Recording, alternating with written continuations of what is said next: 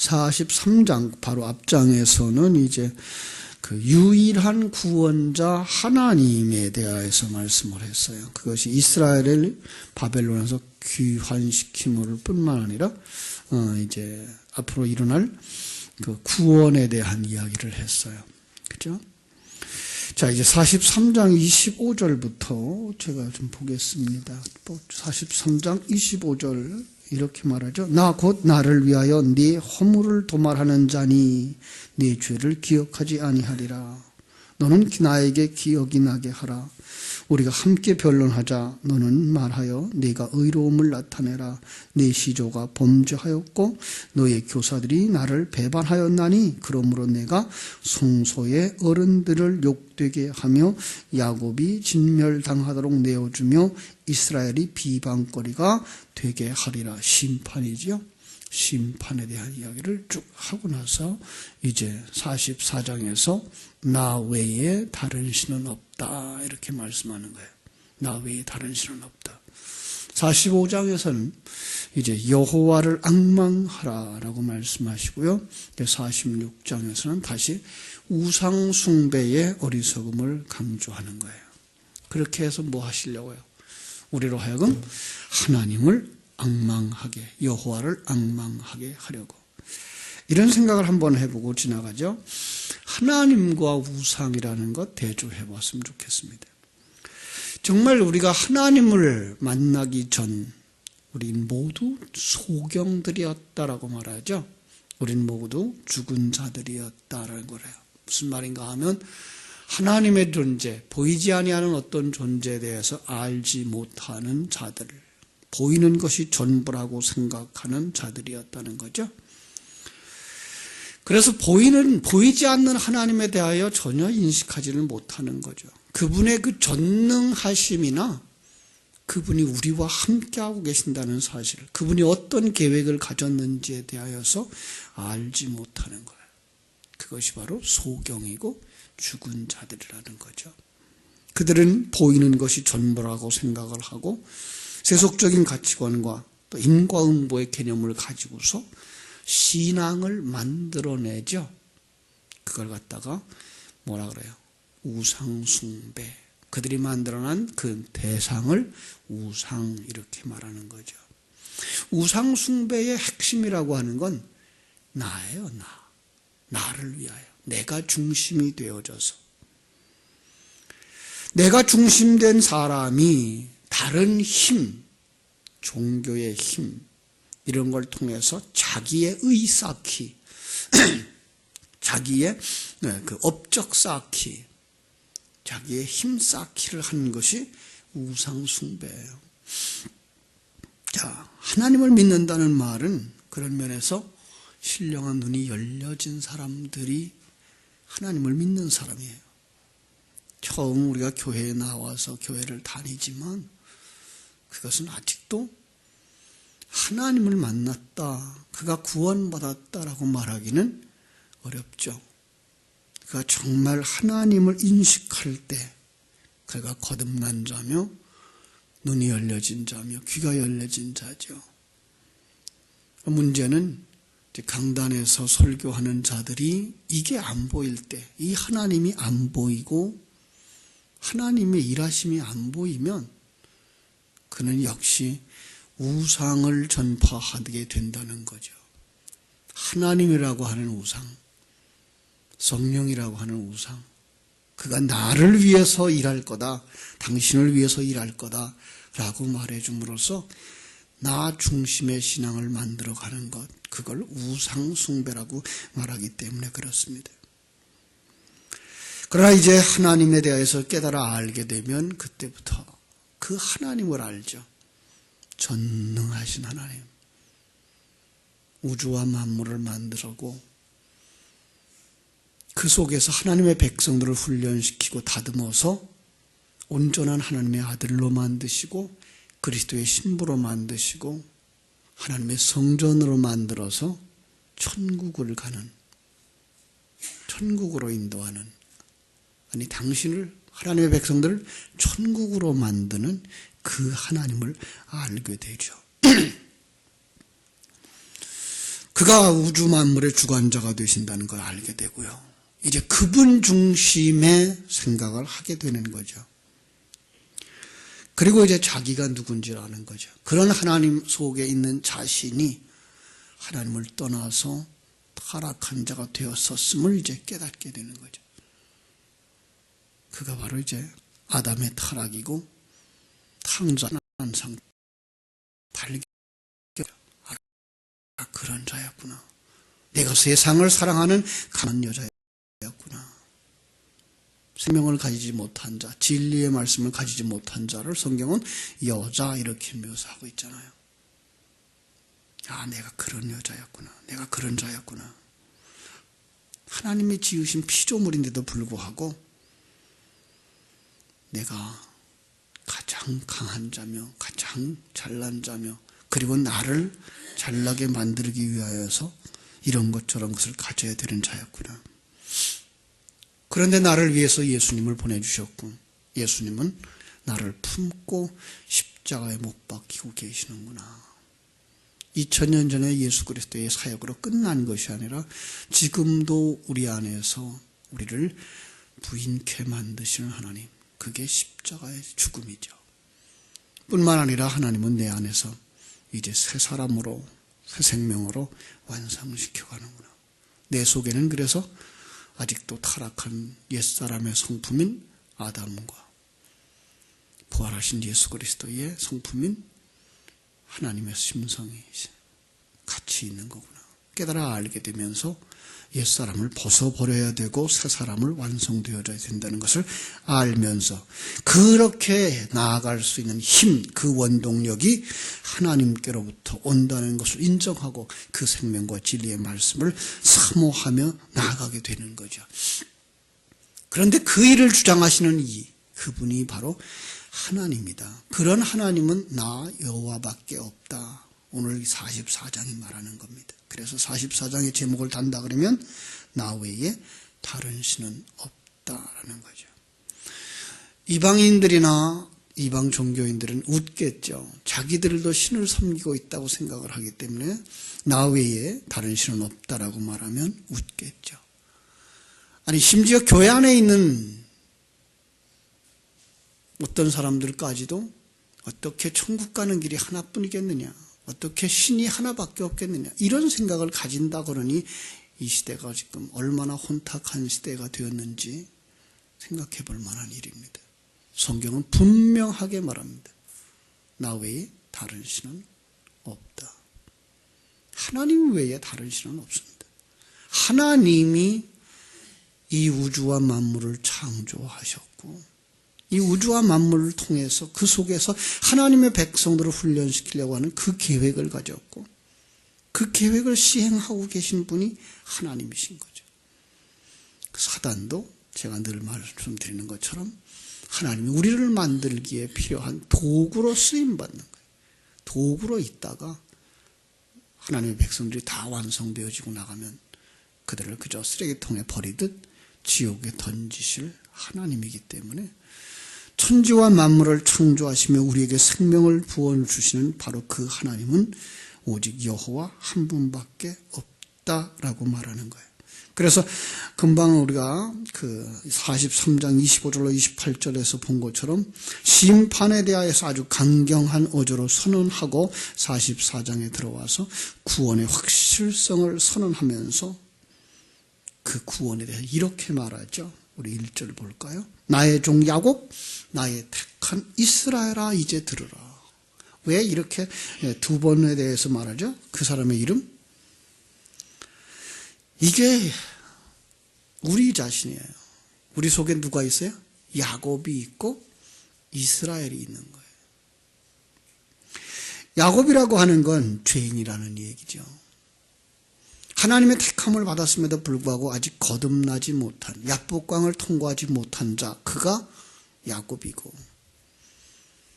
하나님의 생명을 가졌어요. 거듭났어요. 그가 이스라엘인 거죠. 그렇습니다. 그럼에도 불구하고 이 세상 살아가는 동안은 우리는 죄인이지만 은혜 받은 하나님의 자녀들, 이렇게 말할 수 있는 것입니다. 야곱은 여전히 세속적인 관점과 나 중심의 사고에 얽매여 사는 옛사람. 그죠? 그가 야복강에서 환도뼈가 부러지는 십자가를 통과하면서 이스라엘이라고 하는 승리자가 되는 거예요. 3절은 이렇게 말합니다. 나는 목마른 자에게 물을 주며 마른 땅에 시내가 흐르게 하며 나의 영을 네 자손에게 나의 복을 네 후손에게 부어주리라. 자, 부어준다라고 하는 말을 하나의 동사로 보시고요. 병렬로 보시면 돼요. 목마른 자에게 물을 주는 것과 복을 부어주는 것과 내 영을 부어주는 것이 다 같은 이야기예요. 그죠? 그러면 어떻게 된다고요? 4절. 마른 땅에서 솟아나게 될 것이다. 그들이 풀 가운데서 솟아나기를 시냇가에 버들같이 할 것이라. 솟아난다, 일어난다, 구원이죠. 예, 우리는 메마른 땅과 같았어요. 마른 뼈와 같았어요. 소경과 같았어요. 그런데 거기에 하나님의 생명을 부어주시면 어떻게 돼요? 일어나는 것이죠. 안전뱅이가 일어나듯 우리가 구원에 이르게 되는 것이죠. 그렇습니다. 그를 갖다가 하나님의 백성 이렇게 말하는 거예요. 하나님의 백성 5절이죠. 하나님의 백성 교회는 이제 자랑스럽게 말하게 되죠. 나는 하나님께 속했다. 나는 야곱이었다. 이제 하나님께 속했다. 이스라엘에 속한 그 교인됨을 기뻐하게 되는 거죠. 이스라엘이 포로 생활에서 생각지도 못했던 일이에요. 참으로 이 죽음의 세상, 사망의 음침한 골짜기에서 생각지도 못한 일들이 일어나는 거죠. 그것이 바로 하나님의 생명을 가진 자들이에요. 그런데 그 이스라엘 6절은 이렇게 말하는 거죠. 그렇게 만든 사람은 나야. 나. 이스라엘의 왕인 여호와, 이스라엘의 구원자, 만군의 여호와야. 나는 처음이요 마지막이야. 나 외에 다른 신은 없어. 6절에서 단호하게 말씀하시죠. 그 하나님은 어떤 하나님입니까? 이제 7절부터 쭉 설명이 되어져요. 그죠?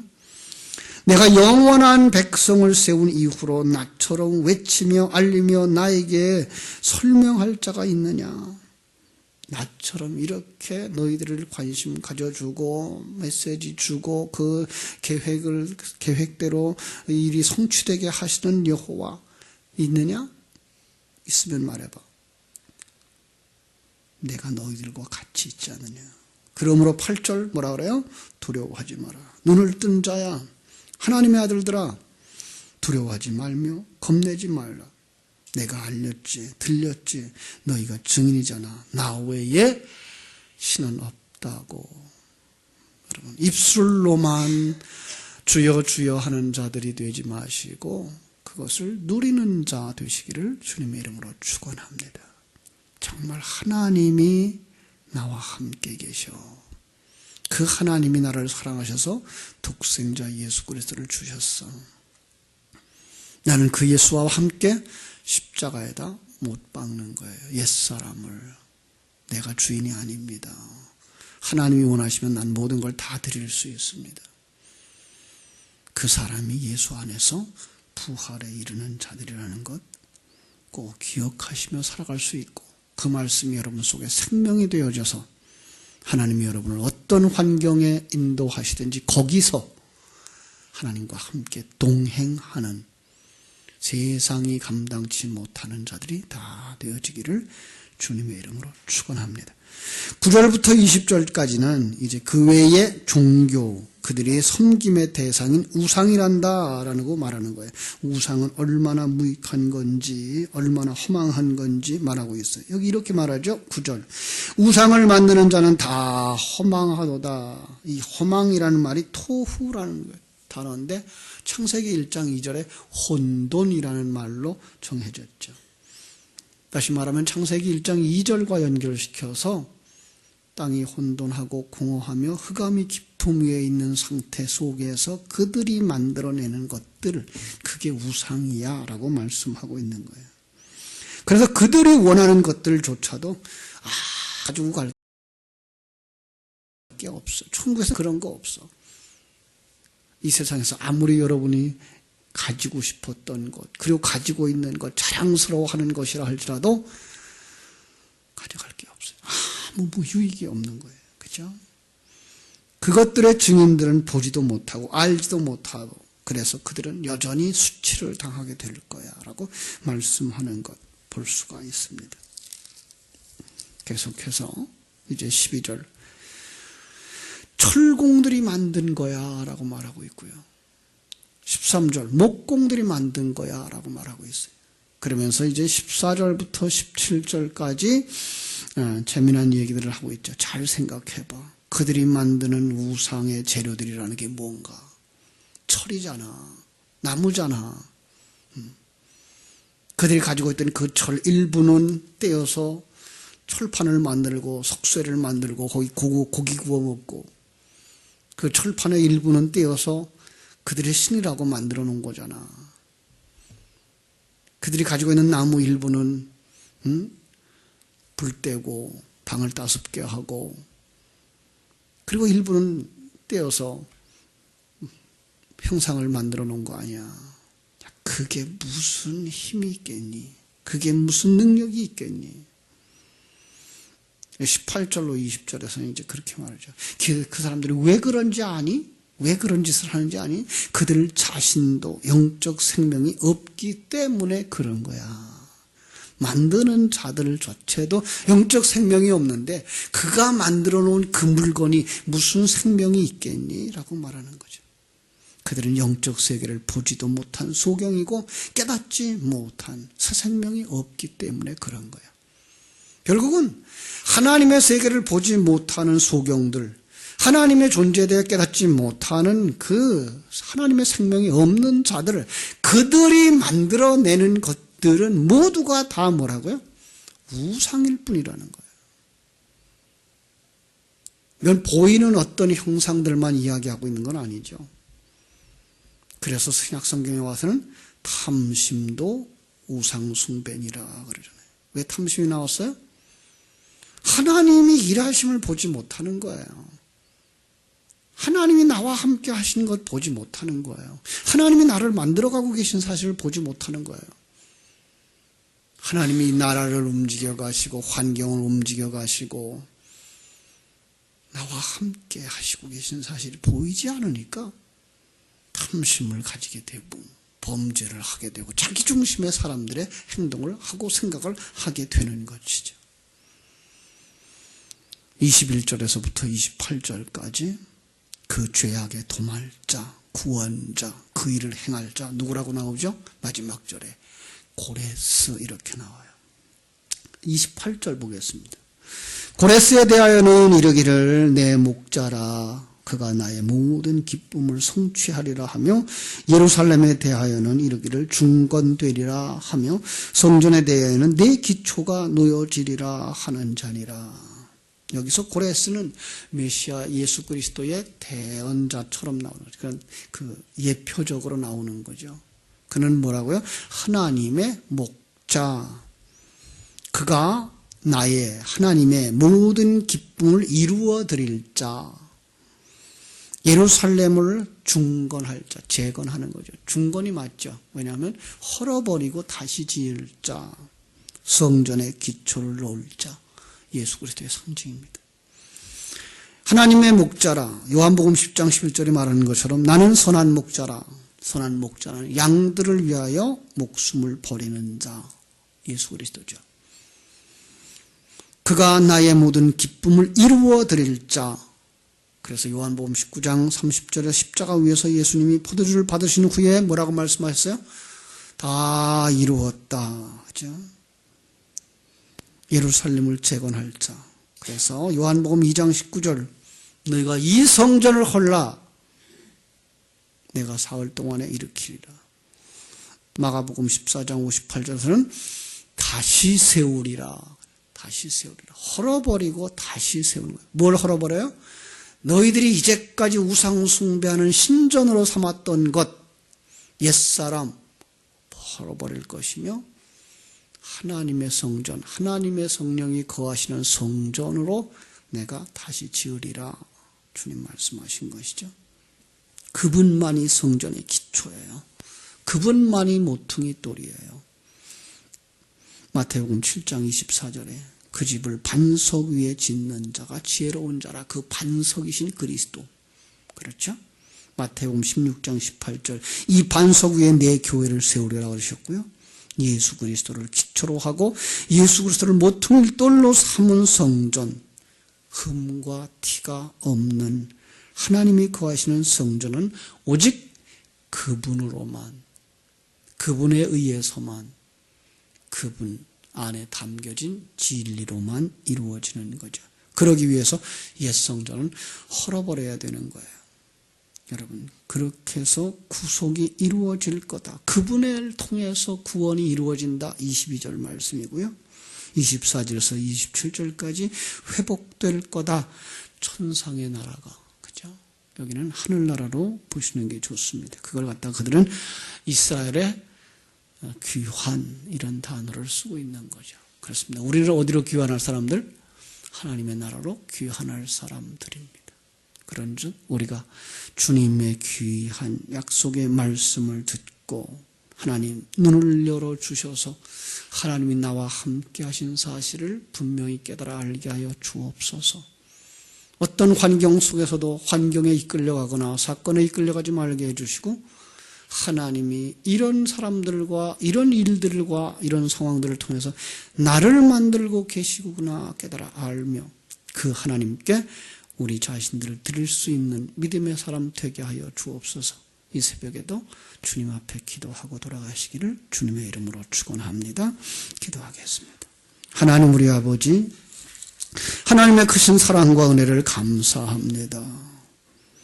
눈이 열려지지 아니한 사람들, 하나님의 생명이 없는 자들, 무엇인가 만들어내려고 하는 자들, 그들이 이루고 만들어낸 것들은 우상이라고 말씀하시면서 거기서부터 너희들 눈을 뜨게 하고 하나님의 생명을 가지게 하고 그래서 하나님이 너와 함께하고 있다는 사실을 알게 하시는 이는 여호와 하나님밖에 없다는 사실을 가르쳐 주시는 이 귀한 진리 앞에서 나는 살아있는 자인가?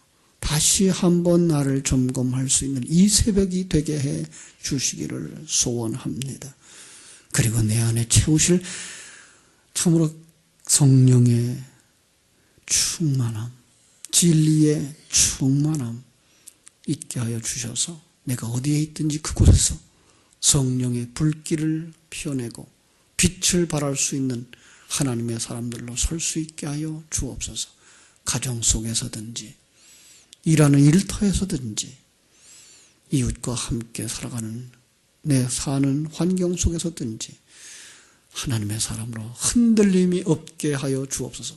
세상 사람들이 가진 것들 때문에 부러움에 이끌려가서 의기소침해지지 말게 해주시고 그 모든 것들은 허망한 것이며 그 모든 것들은 가치 없는 것들이며 그 모든 것들은 부끄러움을 당하게 될 것이라는 사실들을 다시 한번 기억하고 나는 하나님과 함께 동행하는 하나님의 생명을 가진 자들, 하나님의 자녀, 그리스도의 신부라고 하는 확실한 믿음 안에서 강하고 담대하게 하여 주시옵소서.